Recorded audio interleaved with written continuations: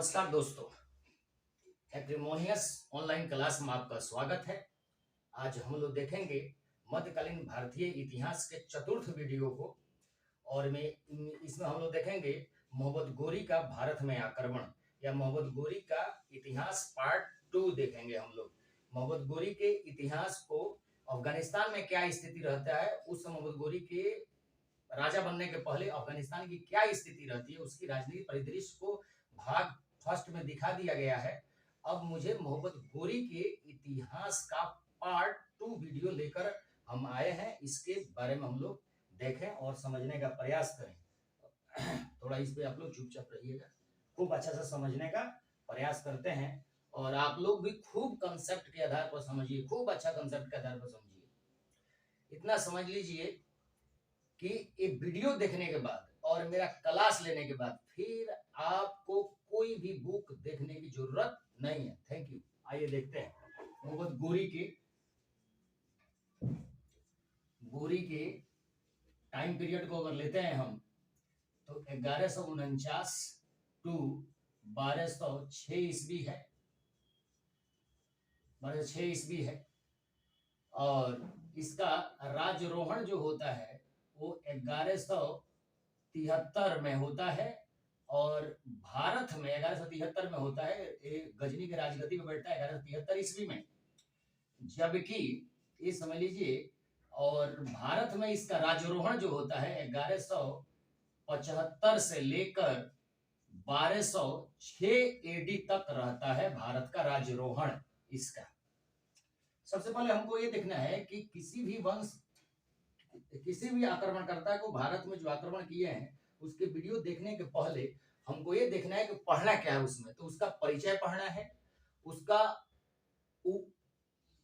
उपाधि पढ़ना है, उद्देश्य पढ़ना है, संरक्षणकर्ता पढ़ना है, फिर उसका उपलब्धि या आक्रमण या कार्य पद्धति पढ़नी है। तत्पश्चात उसकी मृत्यु होती है। ये पूरी तरह से इस तरह ओरिजिनल एस्पेक्ट के साथ कंसेप्ट पूरी तरह से क्लियर हो जाता है। इसके बारे में हम लोग समझने की जरूरत है। तो सबसे पहले हम इसका समझें तो परिचय पढ़ेंगे, परिचय के बाद इसकी उपाधि पढ़ेंगे, उपाधि के बाद इसका उद्देश्य पढ़ेंगे, उद्देश्य के पश्चात संरक्षणकर्ता पढ़ेंगे, संरक्षणकर्ता के रूप में पढ़ेंगे, उसके बाद इसका कार्य पद्धति पढ़ेंगे या आक्रमण पढ़ेंगे, तत्पश्चात इसकी मृत्यु होगी। इसकी तत्पश्चात अब इसकी मृत्यु होगी। अब देखिए पढ़ने के बाद ये सारे चीज को समझते हैं कैसे। तो सबसे पहले परिचय को लेते हैं। तो परिचय में लेने के पहले यहाँ देखिए, सबसे ऐसे समझ लीजिए कि एक फिगर बनाते हैं, फिगर के आधार पर समझने का प्रयास करते हैं। इस परिचय को फिगर के आधार पर ही समझने का प्रयास करेंगे। जैसे मान लीजिए ये है, ये रहा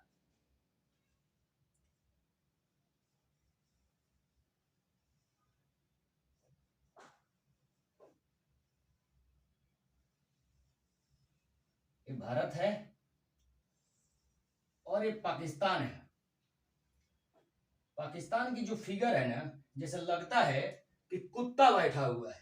फिगर क्या अंग्रेजों ने बनाकर इनको दिया, कुत्ता के स्टाइल का फिगर बनाकर दिया इन लोगों को।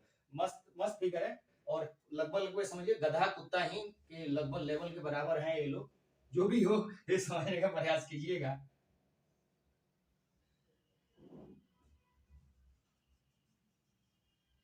ये देखिए, ये अफगानिस्तान है, पाकिस्तान है, इंडिया है। और यहाँ पे एक जगह है जिसका नाम है गोर, और यहाँ पे हेरात है, और ये रहा गजनी। ये हेरात है, हेरात, ये रहा गोर, और ये रहा गजनी, गजनी है। ये देखिए इसका, देखिए मोहम्मद गोरी का एक चाचा रहता है अलाउद्दीन। क्या रहता है? चाचा अलाउद्दीन रहता है, अलाउद्दीन हुसैन रहता है, अलाउद्दीन हुसैन। और इसका जो अलाउद्दीन हुसैन का जो भाई रहता है उसका नाम रहता है बहाउद्दीन हुसैन शाम। बहाउद्दीन हुसैन हुसैन शाम ये रहता है। किसी कारण ये मर जाता है और इसके दो पुत्र गयासुद्दीन गोरी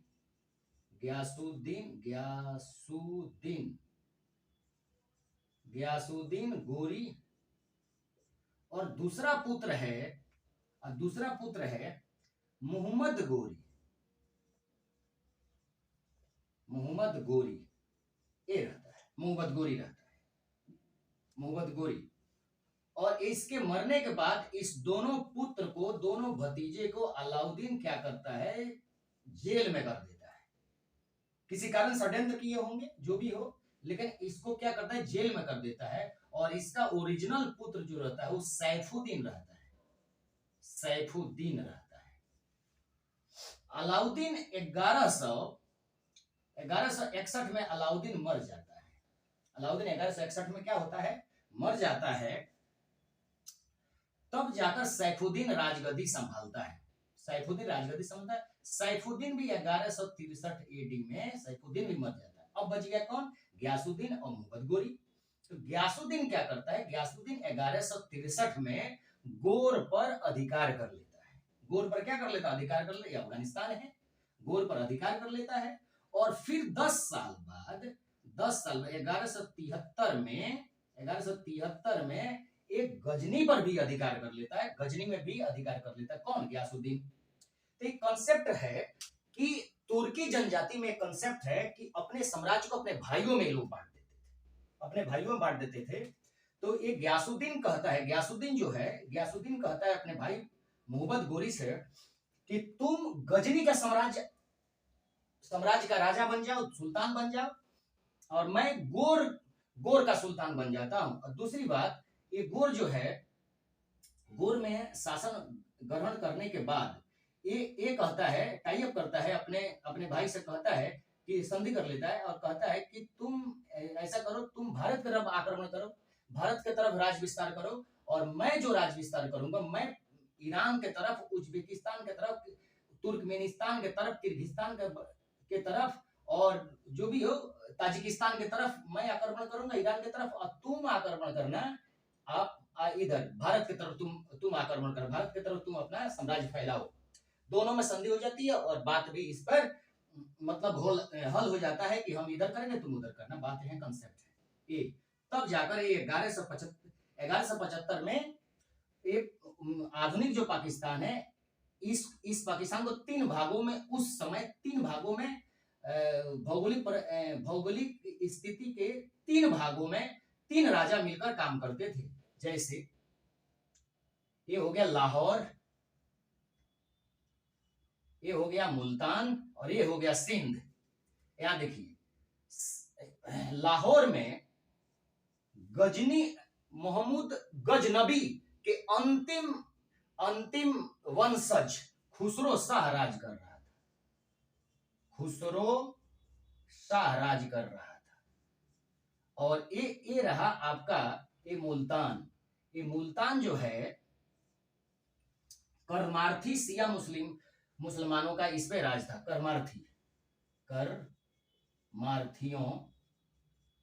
करमार्थी शिया मुसलमानों का इस पे राज था।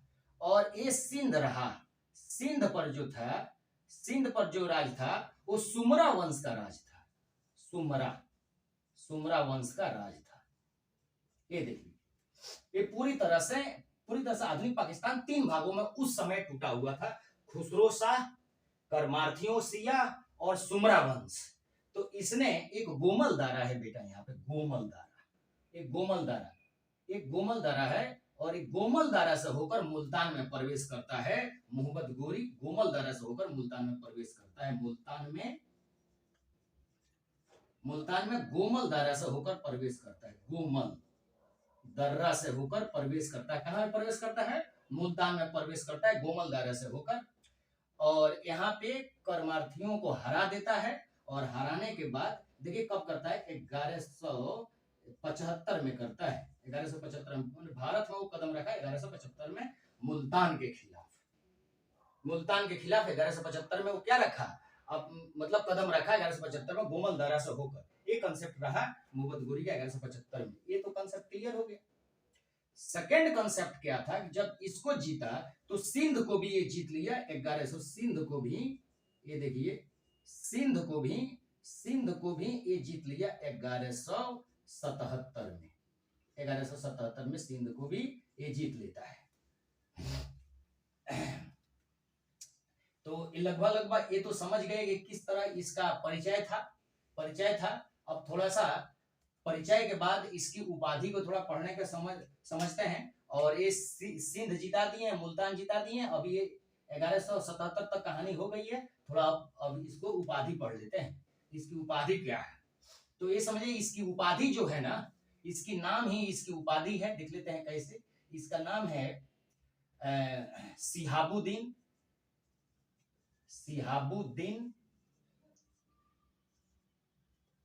या मुइजुद्दीन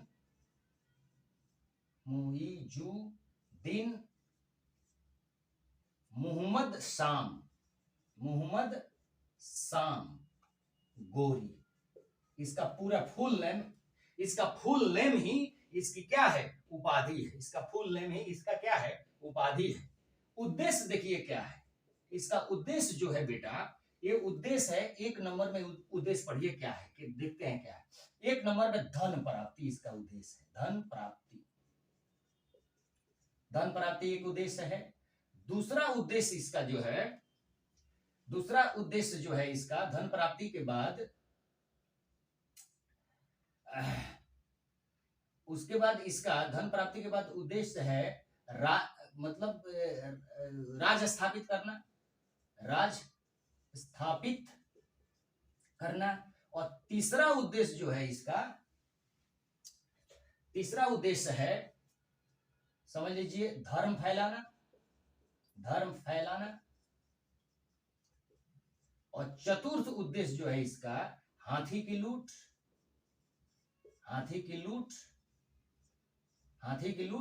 और पांचवा जो है यश प्राप्त। ये इसकी क्या है, उद्देश्य है। और ये इसका क्या है, उपाधि है। परिचय कंसेप्ट क्लियर हो गया। संरक्षणकर्ता के रूप में देखते हैं क्या है। संरक्षणकर्ता किसको रखता है, इसके दरबार में कौन कौन लोग रहते हैं, ये समझने का प्रयास किया जाए। संरक्षणकर्ता के रूप में ऐसे संरक्षणकर्ता के रूप में क्या है देख लीजिए। इसमें नासरुद्दीन कुबाचा रहता है। नासिरुद्दीन कुबाचा को रखता है। दूसरा ताजुद्दीन एल्दौज को भी रखता है। उसके बाद तीसरा में है ताजुद्दीन एल्दौज हो गया, कुबाचा हो गया। और इसके बाद कुतुबुद्दीन ऐबक हो गया। कुतुबुद्दीन ऐबक भी रहता है। उसके बाद ये हो गया मोइनुद्दीन चिश्ती भी रहते हैं इसके दरबार में, चिश्ती। उसके बाद पांचवा में हो गया आपका, पांचवा में होता है बख्तियार खिलजी।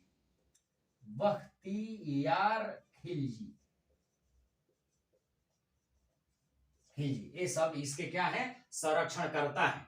संरक्षणकर्ता के रूप में ये सारे रहते हैं। और ये इसका उद्देश्य है, ये इसकी उपाधि है। अब कार्य देखते हैं, आक्रमण क्या करता है। अब जैसे मान लीजिए इसको जीता, यानी कि मुल्तान को भी जीत लिया है और सिंध को भी जीत लिया है। अब ये आक्रमण करेगा यहाँ पे चालुक्य राज्य पर, यानी कि सोलंकी डायनेस्टी पर आक्रमण करेगा। चालुक्य राज्य के सोलंकी डायनेस्टी। और सोलंकी डायनेस्टी में भीम सेकंड रहता है यहाँ का राजा, भीम सेकंड, यानी गुजरात का राजा भीम सेकंड रहता है। और इसकी माता का जो नाम है वो नायिका देवी नाम है। और 1178 में वो गुजरात पर आक्रमण कर देता है। 1178 में वो गुजरात पर आक्रमण करता है। नायिका देवी इसे बुरी तरह से हरा देती है। नायिका देवी क्या करती है, बुरी तरह से इसे हरा देती है और ये पूरी तरह से इसका क्या हो जाता है कहानी, मतलब कि ये लंगोटी लेके भागता है जब हारता है। ये बहुत बड़ा भगेड़ा वीर भी था, युद्ध मैदान से बहुत भागता था। तो ये है मोहम्मद गोरी जो है नायिका देवी से हारकर गुजरात से भागा सिंध होते हुए फिर गजनी चला गया।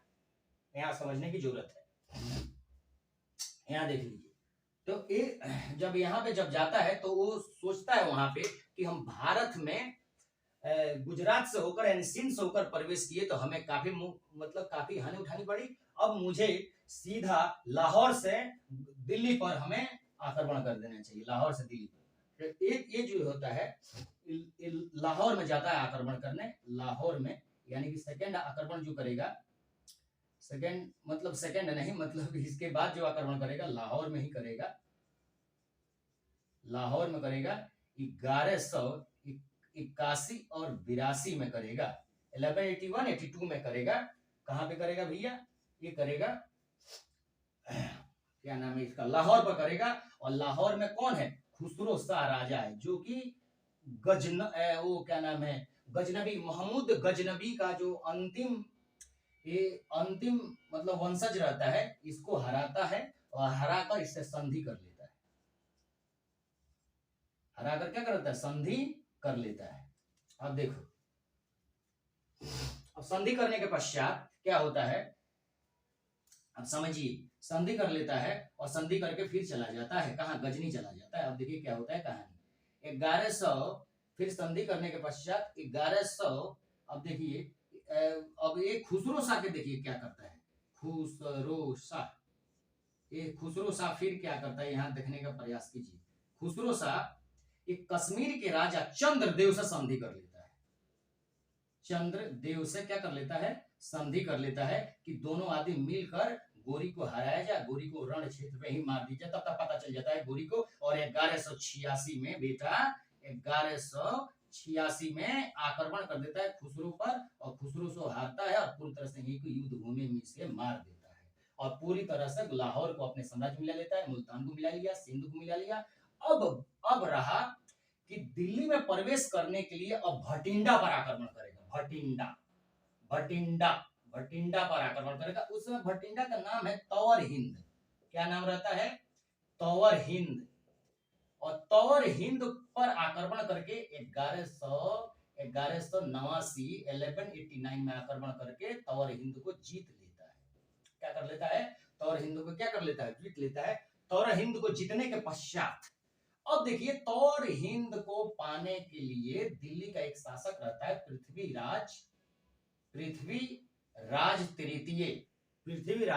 तृतीय दिल्ली का राजा रहता है। और वो भी चाहता है तौर हिंद को जीतना, क्योंकि तौर हिंद जो है भारत में प्रवेश करने का एक बहुत बड़ा मार्ग था। मतलब समझ लीजिए भारत के प्रवेश द्वार कहा जाता था। जो भी इधर से पश्चिमी देशों से जो भी आक्रमण होता है तौर हिंद होकर ही जाता था।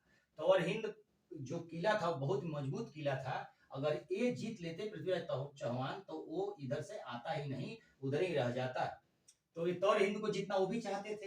अब कहानी जो है, अब तो कहानी की मतलब कि निश्चित हो गई कि पृथ्वी चौहान और ये क्या नाम है, इसके बीच में लड़ाई होगा ही होगा। मतलब पृथ्वीराज चौहान और मोहम्मद गोरी के बीच में लड़ाई होगा ही होगा, और जब भी लड़ाई हो लेकिन होगा। अब कहानी वो जो पृथ्वीराज चौहान तृतीय में दो लड़ाई होगी, तराइन के प्रथम युद्ध, तराइन के सेकेंड युद्ध। तो इसको अब हम थोड़ा सा मिटाते हैं और समझने का प्रयास करते हैं। देखिए, सबसे पहले हम ये तराइन के युद्ध कराने के पहले हम दिल्ली की स्थिति को समझने का प्रयास करते हैं। अभी यहाँ पे ये भटिंडा को जिताकर अभी इसको रहने दीजिए, मोहम्मद गोरी को। अभी थोड़ा सा हम प्रयास करते हैं कि दिल्ली की स्थिति क्या है। देखिए, दिल्ली को सबसे पहले अनंग पाल तोमर या बिलान देव दिल्ली को ढैलिका नाम से स्थापित किए थे। दिल्ली को ढैलिका नाम से स्थापित किए थे अनंग पाल तोमर या बिलान देव। कंसेप्ट क्लियर हो गया। देखिए क्या है, अनंगपाल तोमर या बिलान देव का कंसेप्ट ये है कि अनंगपाल तोमर और बिलान देव का कोई पुत्र नहीं था, इनके पास केवल पुत्रियां थी। एक पुत्री कमला देवी की शादी ये सोमेश्वर चौहान से कर दिए थे, अजमेर के शासक, और दूसरी पुत्री की शादी ये कन्नौज के शासक विजय चंद से कर दिए थे, जो जयचंद के पिताजी थे, पिताश्री थे। अब देख लीजिए, विजय चंद भी और सोमेश्वर चौहान भी दिल्ली के राजगद्दी को हड़पना चाहते थे, मतलब उसका उत्तराधिकारी बनना चाहते थे। तो बात तो कुछ भी हो, लेकिन अनंगपाल तोमर और बिलान देव सोमेश्वर चौहान को ही अपना उत्तराधिकारी चुने और यहाँ पे राज सिंहासन दे दिए सोमेश्वर नाथ और पृथ्वीराज चौहान को। तो इससे क्या हो गया, पुश्तैनी झगड़ा हो गया कन्नौज और अजमेर का पुश्तैनी झगड़ा हो गया। तो ये कहानी था ये। तो यहाँ देखिए, पृथ्वीराज चौहान जैसे अनंगपाल 1166 में मर गए। अनंगपाल 1166 में जब मर गए तो यहाँ की राजगद्दी कौन संभालेगा, सोमेश्वर चौहान। सोमेश्वर चौहान भी 1178 ईस्वी में मर गए, तो यहाँ गद्दी कौन संभालेगा, पृथ्वीराज चौहान तृतीय। तो पृथ्वीराज चौहान तृतीय संभालेगा गद्दी। तो अब यहाँ समझने की ये जरूरत है कि अब इस कहानी को यहीं पर रहने दीजिए, ठीक है ना, इस कहानी को अब यहीं पर रहने दीजिए। गद्दी संभाल लिया कौन, पृथ्वीराज चौहान। चौहान को गद्दी मिल गई यहाँ के दिल्ली की। उसके पहले वो अजमेर के केवल शासक थे, केवल अजमेर के ही शासक थे, पृथ्वीराज चौहान के पिताश्री। अब पृथ्वीराज चौहान को अजमेर में भी शासन हो गया और दिल्ली में भी शासन हो गया। ये रहा कन्नौज, ये रहा कालिंजर। अभी कालिंजर और कन्नौज को ही रहने दीजिए और ये समझ लीजिए, हम इसको थोड़ा सा इस बांग्लादेश को हटा देते हैं, तो अब यहाँ पे ये समझ लीजिए, ये रहा बिहार, मतलब ये रहा दक्षिणी बिहार, और ये रहा नदिया जिला बंगाल में है, ये रहा लखनऊ। इस सब को बारे में पढ़ने की जरूरत है हम लोग। तो यहाँ पहले समझने के प्रयास कर दीजिए कि अब देखिए, तवर हिंद को, अब कहानी थोड़ा समझ में आया। अब ये तवर हिंद को जीतने की लालसा कौन रखते थे, ये भी रखते थे, ये पृथ्वीराज चौहान। तो तवर हिंद को जीतने के लिए ये 1191 में एक हरियाणा चल दी, हरियाणा के साफ उत्तरी छोर पर चल दिए, जहां तराइन है। तराइन के क्षेत्र में दोनों की सेनाएं आमने सामने हुई। तराइन के क्षेत्र में दोनों की सेनाएं आमने सामने हुई।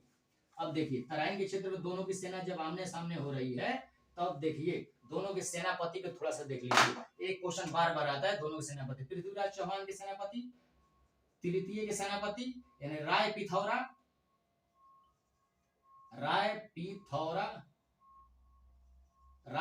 के सेनापति और गोरी की सेनापति। यहाँ देखिए, पृथ्वीराज तृतीय और राय पिथौरा भी कहते हैं। तो इसके सेनापति देखिए कौन कौन से हैं।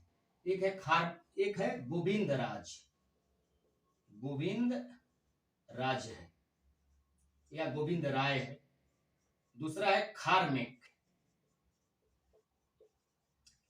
तीसरा है खारबक, चौथा है इलहम, 1 2 3 4 पांचवा हो गया इलहम के बाद खंड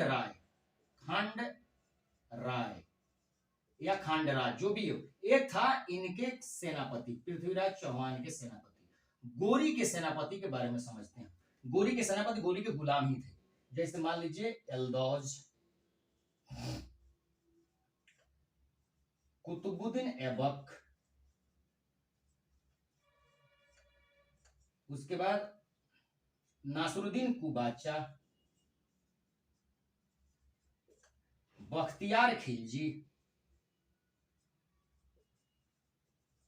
ये सारे इसके सेनापति थे। इसके सेनापति ये हैं और इसके सेनापति हैं। दोनों में घनघोर लड़ाई हुआ तराइन के मैदान में, घनघोर मूली गाजर की तरह एक दूसरे को लोग काट रहे थे, उन्हें घनघोर लड़ाई हुई। और ये समझ लीजिए, घनघोर लड़ाई में पृथ्वीराज तृतीय मैदान मार लिए।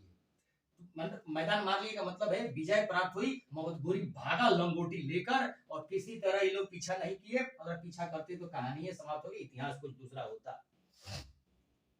एक हमारे भारत में एक कहानी है कि भारत में कहानी क्या है, राजपूतों का इतिहास है। वो बहुत ही स्वर्णिम अक्षरों में लिखा गया इतिहास है कि भारत के जो उस समय के जो राजपूत थे और आज भी जो राजपूत हैं, मैं सबको बोल रहा हूं। और राजपूत को आप किसी कास्ट से मत मानिए। राजपूत इजकल टू देश का रक्षक, क्षत्रिय इजकल टू देश का रक्षक। आज भी मैं बता दे रहा हूं कि भारत के अंदरूनी बात है, भारत के संपूर्ण सेनाओं में 75% राजपूत रेजिमेंट ही है, 75%। और राजपूत लड़कों को ज्यादातर रखा जाता है, जिसके जिगरा में ताकत होती है ना, वो इस सेना में भर्ती होते हैं। खैर वो तो बात अलग हो गई। तो राजपूतों को आप ये मत समझिए कि राजपूत इजकल टू कोई कास्ट कोई नहीं है। जो देश का रक्षा करेगा वो राजपूत है, जो देश की रक्षा करेगा वो क्षत्रिय है। Concept clear. अब हम एक थोड़ा सा एक ट्विस्ट डाल देते हैं आप लोगों के दिमाग में। शिवाजी शेड्यूल कास्ट के थे और बहुत ही नीच कास्ट के थे, इतना समझ लीजिए। शिवाजी को क्षत्रिय किसने बनाया? बनारस के पंडित जी बनाए। तो इसको भी सर्च कर लीजिएगा। इसलिए हम किसी जात से हम नहीं अटैच कर रहे हैं। जो जिसने भारत के प्रति ज्यादा बलिदान दिया, मैं उसका बात बोला। Rajput equal to royal heart of India, ये समझ लीजिए। ये इंडिया के रक्षक हैं ये क्षत्रिय लोग। खैर वो बात अलग हुई। हम ब्राह्मण है तो एक पक्ष नहीं खींच रहे हैं, हम सब वास्तविकता बता रहे हैं भैया। आप अपने दिमाग में देखिए, दिल से पूछिए, राजपूत का मतलब आपके दिल में क्या आ रहा है?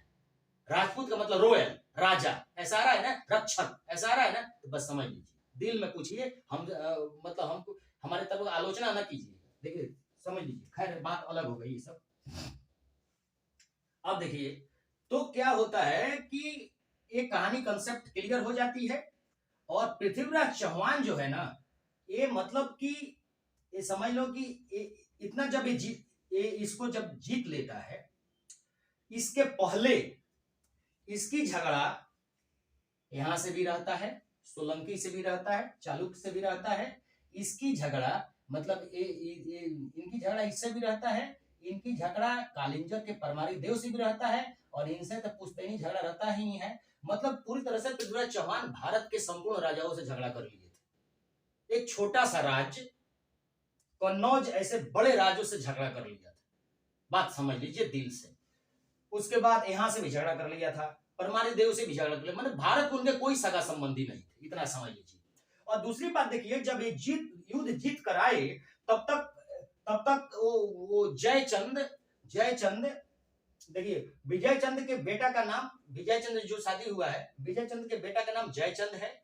और सोमेश्वर चौहान के बेटा का नाम वो है, क्या नाम है? पृथ्वीराज थर्ड नाम है। अब समझने के प्रयास कीजिए। जयचंद्र अपने पुत्री का स्वयं रचाए थे, जिसका नाम था संयोगिता।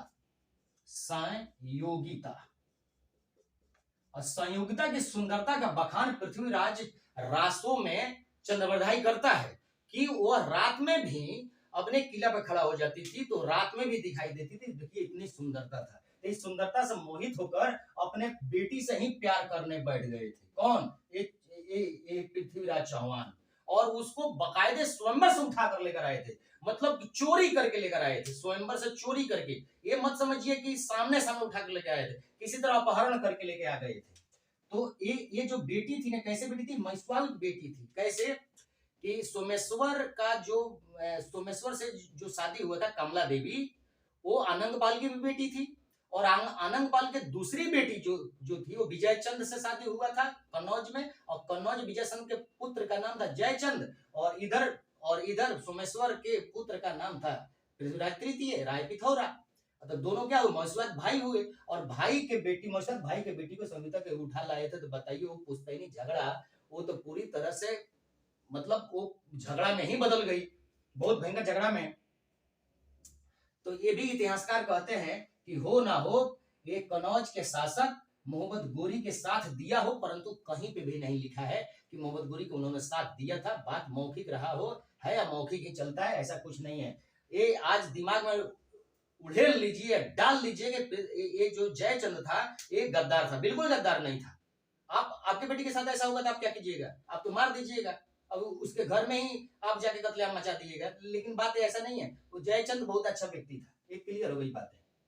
तो अब क्या हुआ कि तराइन के सेकंड युद्ध में, तराइन का सेकंड युद्ध ये संयोगिता के साथ जब लेकर भाग के आए थे, संयोगिता को 91 के बाद लेकर भाग के आ रहे हैं। 91 और 92 के बीच की कहानी है।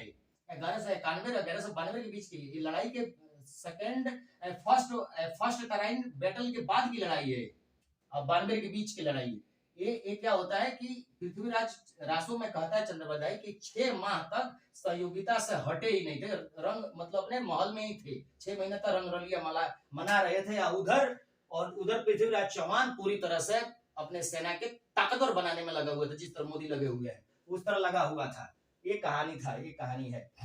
तो सेकंड बैटल ऑफ तराई होता है। तो देख लीजिए क्या होता है कि पृथ्वीराज चौहान इसमें हार जाते हैं, और हारने तराइन के मैदान में हारने के बाद वो दक्षिणी हरियाणा में भागते हैं, जहां समझ लीजिए दक्षिणी हरियाणा में सिरसा नामक नदी के पास मोइनुद्दीन चिश्ती जो है, इसको आप वो सूफी संत के बहुत बड़ा आदमी समझते हैं, परंतु ये जो था ये अंदरूनी काम करता था पृथ्वी इसके लिए, मोहम्मद गोरी के लिए, और राय पिथौरा को वहां पकड़ लेता है सिरसा नदी के किनारे। और धर लिखता भी है कि मैं राय पिथौरा को धर दबोचा। ये धर दबोचने के बाद राय पिथौरा को गोरी के हवाले करवा देता है। और गोरी जो है, जो भी हो, गोरी में 3 राइटर को लेते हैं हम, 3 राइटर के लेते हैं। और 3 राइटर क्या कहते हैं जब ये पकड़ा जाते हैं, जब पृथ्वीराज चौहान जब पकड़ा जाता है, मोहम्मद गोरी के हाथ में आ जाते हैं, तो 3 राइटर क्या कहते हैं देख लीजिए। एक है मिनहाजुद्दीन सिराज, तबाकात नासिरी मिनहाजुद्दीन सिराज ने लिखा था। एक है मिनहाजुद्दीन सिराज जो है ये अपने किताब में क्या लिखते हैं। एक है उसका नाम है तारीख, मतलब कि आजा, उसका नाम है एक पृथ्वीराज रासो पर लिख लेते हैं, पृथ्वीराज रासो चंद्रबरदाई का है। और दूसरा रहता है ताजुल मासिर हसन नेजामी का, ताज उल मासिर हसन नेजामी का, ये ताजुल मासिर हसन नेजामी के बुक रहता है। तो यहाँ पे हसन नेजामी लिख देते हैं, हसन निजामी, ये हसन निजामी की बुक है ताजुल मासिर। देखिए मिनहाजुद्दीन सिराज कहते हैं कि तुरंत वहीं पर मार दिया गया, तुरंत पृथ्वीराज चौहान को रण क्षेत्र में ही, मतलब जहां पकड़ा है वहीं पर मार दिया गया, सिरसा में ही मार दिया गया। और पृथ्वीराज रासो कहता है कि नहीं, इनको पकड़ के गजनी ले गया, और गजनी में पृथ्वीराज रासो का जो दोस्त था चंद्रबरदाई, उसके सहायता से मोहम्मद गोरी को पृथ्वीराज चौहान 4 बास 24 गढ़ अंगुल अष्ट प्रमाण ते पर बैठा है सुल्तान मत चुको चौहान, इस श्लोक के सहायता से उसे तीर से गले में मार दिया था, ऐसा कहा जाता है। परंतु ये उतना सत्य प्रतीत नहीं होता है। और देखिए हसन निजामी क्या कहता है, हसन निजामी कहता है कि पृथ्वीराज चौहान को पकड़ के लाया गया और अजमेर में गोरी की अधीनता में शासन करने के लिए कह दिया गया। इसका प्रमाण है कि एक सिक्का है। सिक्का क्या है कि उसके पृष्ठ भाग पर, मतलब सामने वाले भाग पर घोड़ा और मुवत शाम लिखा हुआ है, मुवत शाम लिखा हुआ है या सैम लिखा हुआ है, और उसके पिछले वाले भाग पर बैल और पृथ्वीराज लिखा हुआ है, राय पिथौरा लिखा हुआ है। तो इससे यही दृष्टिगत होता है कि जब 2 राजा जब एक क्षेत्र पर शासन करते थे, एक अधीन में काम करता था, तो अधीन में जो काम करता था उसके पिछले भाग पर लिखा जाता था नाम, और जो बड़ा शासक था उसके पृष्ठ भाग पर उसका नाम लिखा रहता था। Concept clear? तो यहाँ से प्रतीत होता है कि ये पृथ्वीराज चौहान उसके अंतर्गत रहकर राज करने लगे थे, परंतु ये जब षड्यंत्र करते हैं तो षड्यंत्र करने के बाद इन्हें आंधा कर दिया जाता है और गजनी ले जाकर मारा जाता है। कहानी ये है, जिसमें चंद्रबरदाई गया होगा कि नहीं गया होगा वो बात अलग हो गया, लेकिन ये बात जरूर है कि पृथ्वीराज चौहान का जो समाधि स्थल है वो भैया ये गजनी में है, मतलब यहाँ पे है, आपका अफगानिस्तान में है, अफगानिस्तान में। ये कंसेप्ट आप क्लियर कर लीजिएगा, जो कंसेप्ट मैं बता दें यही क्लियर है, ठीक है ना। तो इस तरह कहानी हो जाता है। अब देखिए, चलिए ये हो गया। अब थोड़ा सा और समझने का प्रयास करते हैं। अब देखिए, ये तो कहानी क्लियर हो गई। अब यहाँ ये समझने का प्रयास ये करते हैं कि इनको हरा दिया गया। अब देखिए, कन्नौज पर भी आक्रमण कर दिया 1194 में, कन्नौज पर भी आक्रमण कर दिया।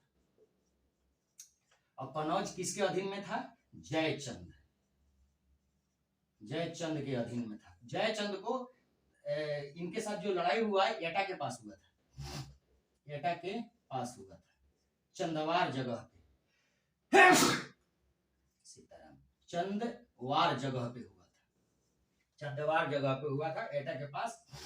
और इसमें जयचंद हारते हैं, वहीं पे मार दिए जाते हैं, कहानी खत्म। ऐबक की सहायता से मोहम्मद गोरी ये युद्ध जीता। अब कहानी खत्म।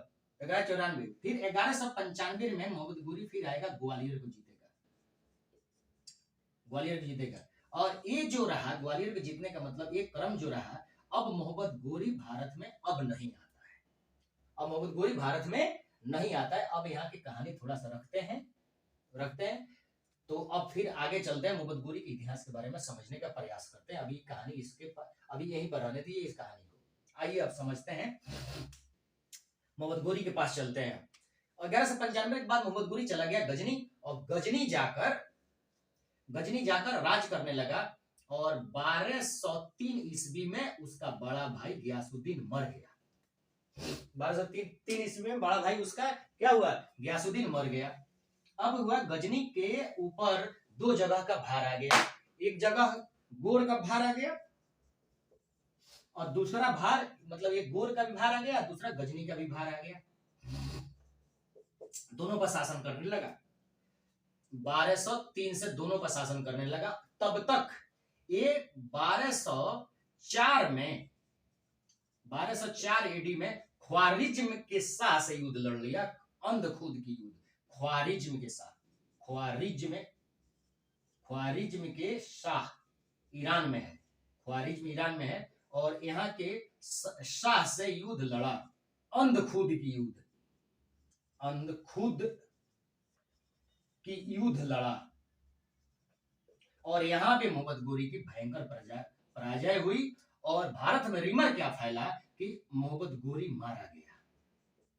मोहम्मद गोरी क्या हुआ? मारा गया। और जब मोहम्मद गोरी यहाँ पे मतलब ऐसा रिमर फैल गया कि मोहम्मद गोरी मर गया, तो यहाँ पे सिंध और मुल्तान में खोखर बहुत ज्यादा अत्याचार करने लगे। खोखर मतलब कि खोखर रहने नहीं दिए इन तुर्कियों को, सब दिन दहाड़े कत्लेआम मचा देते थे। अब कुतुबुद्दीन ऐबक की हालत खराब हुई। कुतुबुद्दीन ऐबक खबर बैठाया गजनी में कि सुल्तान जल्दी आइए, नहीं तो हम लोगों की जान नहीं बचेगी। सुल्तान उधर से 1206 में आता है, 1206 में आता है और खोखरों को भयंकर दंडित करता है। परंतु 1206 में ही एक दमयक नामक स्थान है, दमयक नामक स्थान है, इनकी नमाज पढ़ते ही खोखर लोग मोहम्मद गोरी को मार दिए। मोहम्मद गोरी की लाश को गजनी ले जाकर दफनाया गया। कहानी गजनी मोहम्मद गोरी की समाप्त। मोहम्मद गोरी की पूरी तरह से कहानी समाप्त हो गई। मोहम्मद गोरी की कहानी समाप्त हो गई। मोहम्मद गोरी एक बार स्टेटमेंट क्या दिया था? मोहम्मद गोरी क्या स्टेटमेंट दिया था कि अगर हम मर जाएं तो हमारा कोई पुत्र नहीं है, हमारे गुलाम ही हमारे पुत्र हैं, और हम अपने गुलामों को इस भागों में राज सौंपना चाहते हैं कि गजनी और गोर का शासक बनेगा ताजुद्दीन एल्दौज। ताजुद्दीन एल्दौज बनेगा, एल्दौज बनेगा, एल्दौज। और देख लीजिए,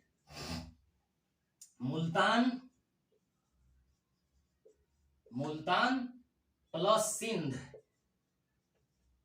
सिंध का शासक बनेगा नासरुद्दीन कुबाचा, नासरुद्दीन कुबाचा। और लाहौर और दिल्ली, लाहौर और प्लस दिल्ली का शासन संभालेंगे कुतुबुद्दीन ऐबक। इस तरह इसने क्या कर दिया? बांट दिया। किसको? अपने साम्राज्य को। कहानी तो यहां पे समाप्त हो गई। साम्राज्य को बांट दिया।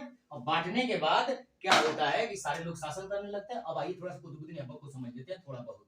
ये देखिए, कुतुबुद्दीन ऐबक राजपाट ग्रहण करते ही लाहौर को अपनी राजधानी बना लेता है। क्या बना लेता है? लाहौर को अपनी राजधानी बना लेता है। लाहौर को अपनी राजधानी बना लेता है और उसके बाद यह मतलब 1206 ईस्वी में वो समाप्त हो जाता है। तो अभी रुक जाइए, अभी इधर तो मर गया है, लेकिन मरने के पहले कुछ कुतुबुद्दीन ऐबक की कुछ कहानी है, उसको समझने का प्रयास करते हैं। क्या है कहानी, थोड़ा सा इसको भी समझने का प्रयास करते हैं। मरने के पहले ऐबक 1197 में बैटल ऑफ तराइन का डेट मैं बताया हूं ना, 1192। बैटल ऑफ तराइन सेकेंड का 1192 था और प्रथम का जो था वो 1191 था। ये समझ लीजिएगा, ठीक है ना। अब यहाँ पे समझने का प्रयास करते हैं। 1197 कुतुबुद्दीन ऐबक 1157 में गुजरात को लूट लेता है। गुजरात को लूट लेता है, इतना समझ लीजिए। 1157 में गुजरात पर अधिकार कर लेता है, इतना समझ लीजिएगा। कहानी खत्म हो गई। अब थोड़ा सा कुतुबुद्दीन ऐबक को अब रहने देते हैं, इतना ही, क्योंकि कुतुबुद्दीन ऐबक को मैं बाद में भी पढ़ाऊंगा अलग मतलब अलग वीडियो में। अब यहाँ पे समाप्त कर देते हैं, मतलब कुतुबुद्दीन ऐबक की कहानी अब यहाँ पर रहती है। एक और बख्तियार खिलजी गोरी का एक गुलाम रहता है, वो 1203 यानी कि 3 में वो बिहार पर आक्रमण कर देता है और बिहार में 3 विश्वविद्यालय वो जलाकर राख कर देता है। नालंदा, विक्रमशिला,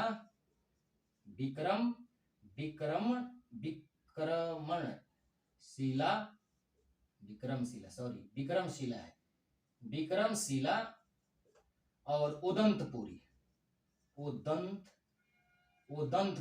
ये तीनों विश्वविद्यालय के जलाकर राख कर देता है।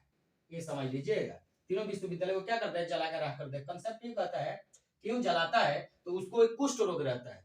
वो कुष्ठ रोग यहाँ के नालंदा विश्वविद्यालय के एक वो रहता है, क्या नाम है, एक चिकित्सक रहता है जिसका नाम है धर्मस्वामी मीन रहता है। इसको ठीक कर देता है अपने बुक से, अपने इसके लाइब्रेरी की बुक को पढ़कर इसको ठीक कर देता है, इसके कुष्ठ रोग को ठीक कर देता है, जिसकी वजह से इस लाइब्रेरी के संपूर्ण बुकों को जलाकर राख कर देता है। तीनों विश्वविद्यालय को जलाकर राख कर देता है। कारण क्या है कि इनके बुक इतने समृद्धशाली हैं, इतने बड़े प्रैक्टिकल वाले हैं, ताकि हमारा सब कुछ सही हो जाएगा, तो हमारे कुरान की इज्जत नहीं रहेगा, जिसकी वजह से जलाकर राख कर देते। ये तीनों विश्वविद्यालय मिलाकर 1.5 साल जले थे, याद आप समझ लीजिएगा। और बहुत से बुक को ले जाकर उधर ट्रांसलेट कराया, भगवान ही जानते हैं। खैर अलग बात हो गई। बख्तियार खिलजी बिहार पकड़ता है और उसके बाद 18 सैनिक को ले जाकर नदिया को लूट लेता है। नदिया में पाल वंश का शासन रहता है। पाल वंश के सेन का शासन रहता है। यहाँ का राजा का नाम रहता है लक्ष्मण सेन। यहाँ का राजा का नाम क्या रहता है? लक्ष्मण सेन। और लक्ष्मण सेन जो होते हैं, पहले नदिया के बाजार में 18 सैनिक लेके जाता है। लोग पूछते हैं कि तुम क्या करते हो 18 सैनिक लेकर? तो वो सब कहता है कि हम लोग घोड़े के व्यापारी हैं और अरब से आए हैं, हमें घोड़ा बेचना है राजमहल में जाकर। और राजमहल में जाता है, नदिया के राजमहल में जाता है सेन, और लक्ष्मण सेन को वहीं पर हरा देता है। खत्म हो जाती है कहानी। लक्ष्मण सेन भाग कर लखनऊ चल जाता है, पूर्वी बंगाल में भी ये सब पहुंच जाते हैं सेना लेकर, बहुत बड़ा सेना तादाद में लेकर लखनऊ पहुंच जाते हैं। और यहाँ पे तो 1204 में आता है, नदिया में 1204 में आता है और 1205 में वहां चला जाता है। कहाँ पे चला जाता है? लखनऊ में भी हरा देता है। लखनऊ में भी उनको हरा दिया लक्ष्मण सेन को। लक्ष्मण सेन के दरबार में एक जयदेव रहते थे जो गीत गोविंद की रचना किए थे। बहुत मोस्ट इंपोर्टेंट है, आप ध्यान रखिएगा। उसके बाद ये आक्रमण कर देता है कहाँ पे? असम पे। असम के आगे ये तिब्बत को भी जीतना चाहता था, परंतु असम में जाते ही जंगलों में इनकी सेना घिर जाती है। माघ, यहाँ देख लीजिए, माघ नामक जनजाति लोग इनके सेनाओं को घिर लेते हैं, कस के कुटाई करते हैं, सारे सेना इनकी बर्बाद हो जाता है, मर जाता है। किसी तरह ये 7-8 आदमी अपने घोड़े को खाकर किसी तरह जीवन बचाकर बंगाल पहुंचते हैं। और बंगाल पहुंचते ही बख्तियार खिलजी को उसी की सेना अली मर्दान मार देता है। अली मर्दान मर्दान मार देता है। अली मर्दान को भी एक नाम है, वो अली मर्दान को भी मार देता है।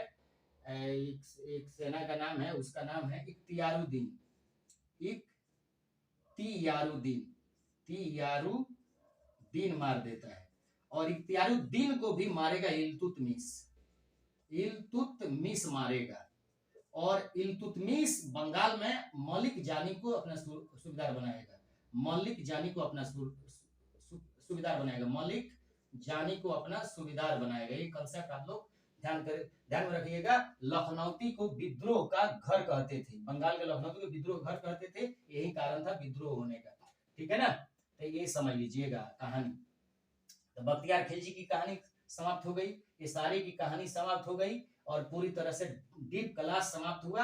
अब कुछ नहीं बचा है। अब भारत में स्टार्ट होंगे गुलाम वंश स्टार्ट होंगे, जिसकी टाइमिंग रहेगी 1206 से लेकर कुतुबुद्दीन ऐबक से लेकर 1290 तक टाइमिंग रहेगी। और इसमें भयंकर तरीके से बहुत ही अच्छे कंसेप्ट इसको समझने का प्रयास किया जाएगा और पूरी तरह से डीप क्लास चलेगा। समाप्त हो गई आज की पूरी तरह क्लास।